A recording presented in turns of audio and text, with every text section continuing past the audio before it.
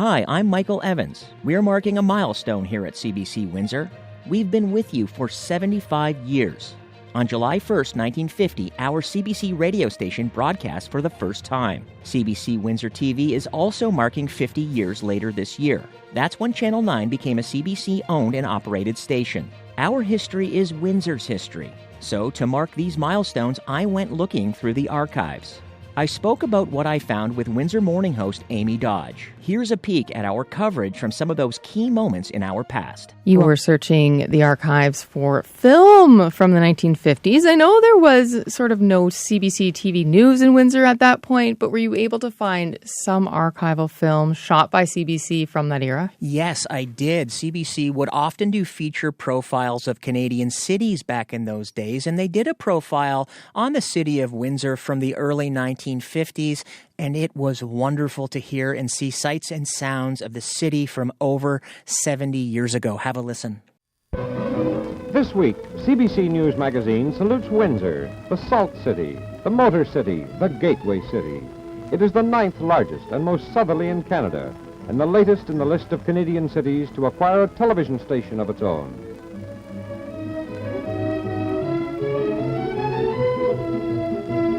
Across the Ambassador Bridge from Windsor's 130,000 citizens loom the skyscrapers of her giant neighbor, Detroit. That, I understand, was for a profile of the city of Windsor. So I'm wondering, to round out the decade, if you wanted to tell us about an event that happened. Yes, it's a massive historic event that happened in the 1950s, not once, but twice. The first time was in 1951, and the second time was in 1959. Amy, do you want to guess what it was? I knew you were going to ask that. No, I don't want to guess what it was. Okay, no worries. In 1951, it was the royal visit by Her Highness Princess Elizabeth, and then again in 1959, she came again, only that time she was the Queen. And here's a snippet of the audio from the 1951 visit. Now at Windsor, they have an impressive glimpse of the United States, the friendly giant just across one of the busiest river shipping areas in the world. The towers of Detroit looming as backdrop to a noisy international welcome.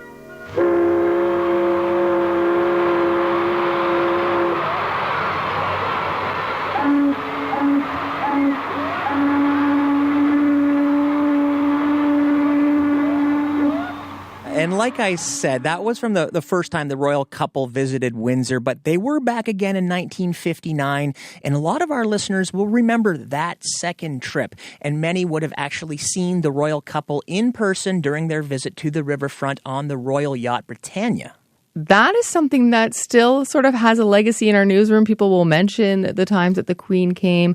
They also mentioned something that happened in 1960. This was more of a tragic story. Do you want to explain that? Yes, right on Olette Avenue. We're talking about the gas explosion at the Metropolitan store in October of 1960, an explosion that sadly killed 10 people and injured hundreds more.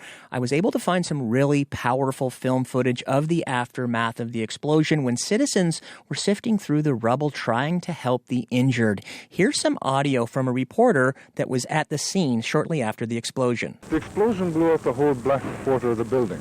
The roof ends at a solitary steel girder. And what you see hanging down with a checkered tile on it is actually the floor of the second story. It contained the offices and the staff lunchroom. Many of the staff were trapped there during the explosion, which happened shortly after noon. But underneath that floor, on what was the main floor, was a lunch counter. And at it were many women and children out on their afternoon shopping, stocking up for Halloween. And what amazed me most about this footage is how quickly the pedestrians reacted, running into the rubble to help save people who were still buried in the debris. I think it's so great that we have this archival footage to sort of commemorate and record for the record, as we often say around here, our history, some of the events for the better or for the worse. I agree totally. Major historical events that are still talked about. And one thing that we still talk about quite often here at CBC Windsor is a movement to preserve the Jackson Park bandshell. And one of the reasons it's so historically significant and why people want it saved is because of the importance it has to the Black community. The Emancipation Day parades and celebrations took place in Windsor over the decades, and Martin Luther King Jr. spoke at one of those events. It was dubbed the greatest freedom show on earth, and it continued throughout the 1960s. We have some great archival film of the Emancipation Day festivals, parades, concerts, and crowds showing how massive these celebrations were. All right. Well, what significant Windsor event did CBC Windsor cover in the 1970s? By the mid-1970s, CBC Windsor had its own TV production facilities and news station. There is a lot of material in our archives from the mid-70s onward, but I want to hone in on two specific events that are still talked about often. The first one was on April 3rd, 1974. An F3 tornado ripped through Windsor, leaving a trail of destruction. 9 people were killed, Amy, and it remains one of the deadliest tornadoes in Canadian history. One of the first stories I did when I came here in 2014, I'm pretty sure it would make sense, was about that tornado. I've seen some of the footage of the aftermath, and it was shocking to see sort of the destruction it caused, specifically to the curling club. Yes, it's another story that comes up quite often because of the increasing frequency of severe weather events in Windsor and Essex County, as well as the 50th anniversary last year. So let's go to the 1980s. You found something a little more lighthearted for that decade. This was the first decade that I, as a Windsorite, can say that I remember that, and there was a lot happening in the 80s, including another royal visit by the Queen in 1984, but it was another event that happened that I remember very well. Well ahead of time, people jammed the roads, the parking lots, and the fields around Windsor Airport. The Concord was coming. The plane was late. The minutes ticked by, then like some prehistoric flying creature, it emerged from the clouds. Were you there for that?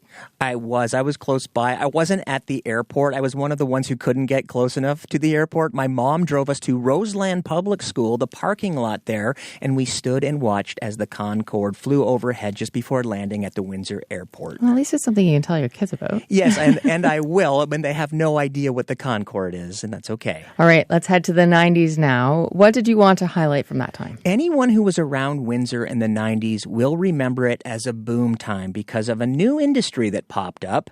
Amy, tell me if you recognize this sound.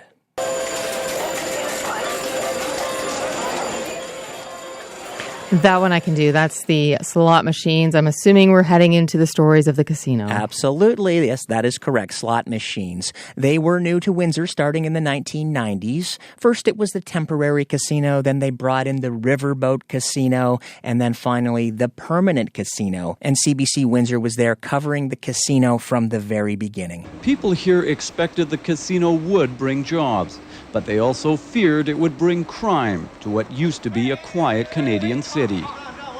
I was able to report that at the end of August that the crime rate in the city of Windsor had dropped by 8%. Jim Adkin is the chief of police. He says 18 months of planning and $1.5 million to hire more officers has made the city safer than before the casino opened. I can remember well the excitement surrounding the opening of the temporary casino right down the street from CBC Windsor. I couldn't wait to turn 19 so I could go and try the slot machines.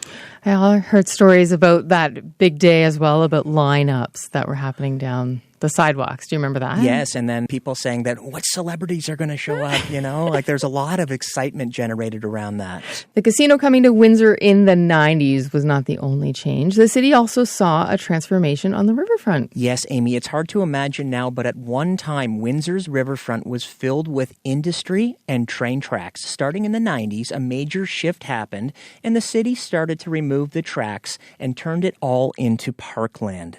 The CN tracks on the riverfront were also removed, and a new riverfront park is developing. 1, 2, 3. Another one. Right. This ceremony was the first step toward a totally re-landscaped riverfront, which includes a sculpture garden named the best in Canada. An unobstructed riverfront was made possible just this year when the Ramada Inn, formerly the Holiday Inn, burnt down. All right, on to the dawn of a new millennium, the 2000s. What do you have in store for us? Amy, have you ever heard of the Norwich Block? This was way before your time, but I'm curious if you've ever heard it mentioned before. I don't think so, no. It was a commercial block at the corner of Olette Avenue and Riverside Drive. It was expropriated starting in the late 1990s and torn down so a shiny new skyscraper could be built. The Norwich Block was special because it housed some of the oldest buildings in the city of Windsor, also some really memorable businesses such as comedy clubs, the arcade called Fast Eddie's, South Shore Books, and dozens of others. There were also apartments facing the river, and one of those apartments belonged to a longtime CBC commentator, Bob Monks. Bob was a cartoonist and artist who worked for the CBC for many years. We have most of his segments in our archives. Here's some audio of Bob Monks lamenting the destruction of the Norwich Block. This is my home, the Norwich Block. I've lived here since 1975. This block is over 100 years old, just like me.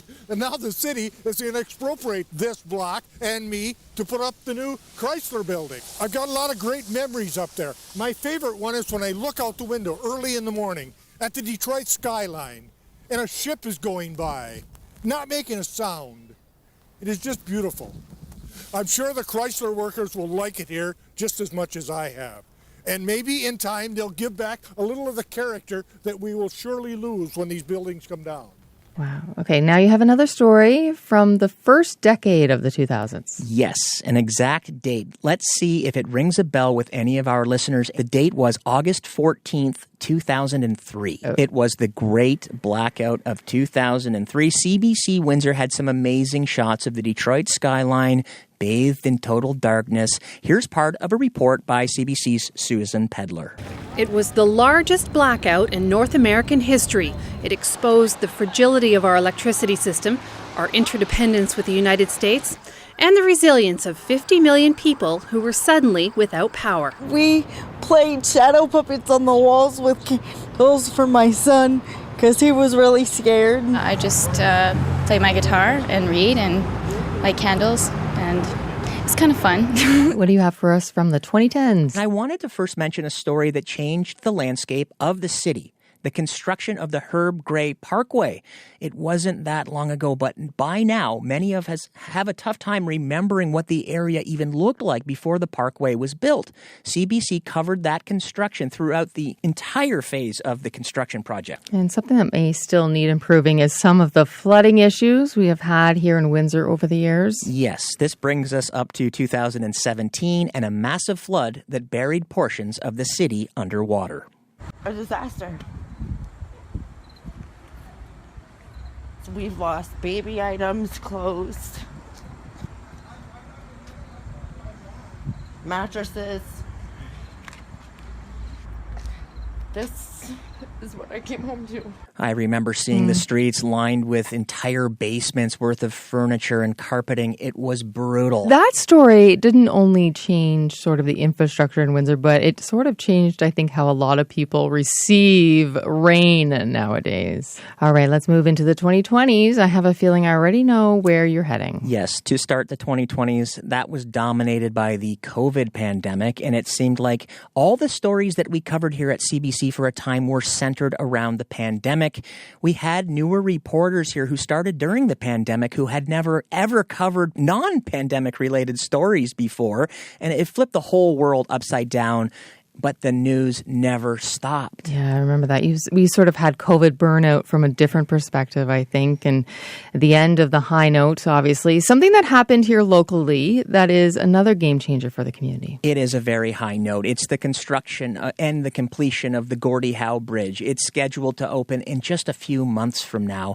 There were a few setbacks along the way that slowed down the construction. As we'll hear in this old clip, the bridge was originally slated to open much earlier.